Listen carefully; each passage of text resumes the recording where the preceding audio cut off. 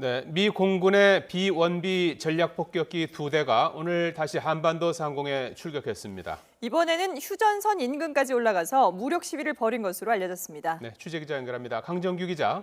네, 국방부입니다. 예, 미군의 3대 전략 폭격기 가운데 하나인데요. B-1B의 한반도 출동. 지난 13일에 이어서 8회 만이죠? 네, 그렇습니다. 미국의 B-1B 전략 폭격기 2대가 8일 만에 한반도 상공에 위용을 드러냈습니다.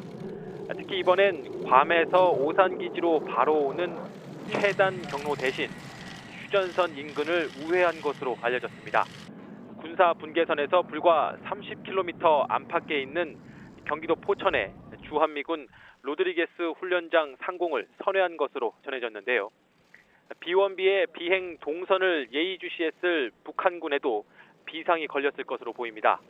계속되는 북한의 핵 미사일 도발에 대해 미국이 강력한 경고 신호를 보낸 겁니다.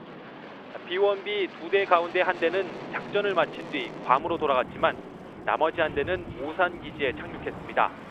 B-1B가 우리나라에 착륙한 것은 매우 이례적인 일입니다.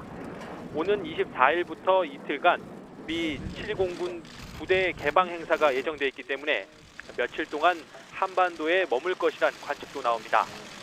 지난 2월 미국의 스텔스 전투기 F-22 랩터 2대가 오산 기지에 착륙했을 때도 북한은 김정은의 동선을 숨기는 등 예민한 반응을 보였습니다.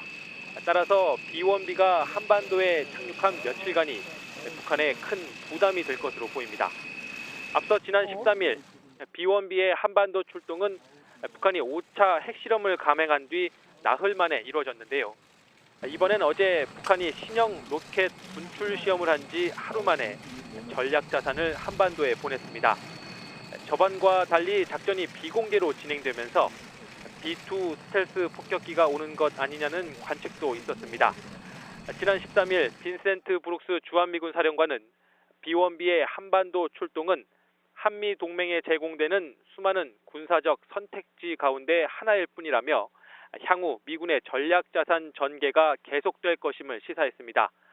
실제 다음 달 중순에는 미국의 핵추진 항공모함이 한미연합 해상훈련에 참가할 예정이어서 대북 군사 압박 수위는 계속 높아질 것으로 보입니다.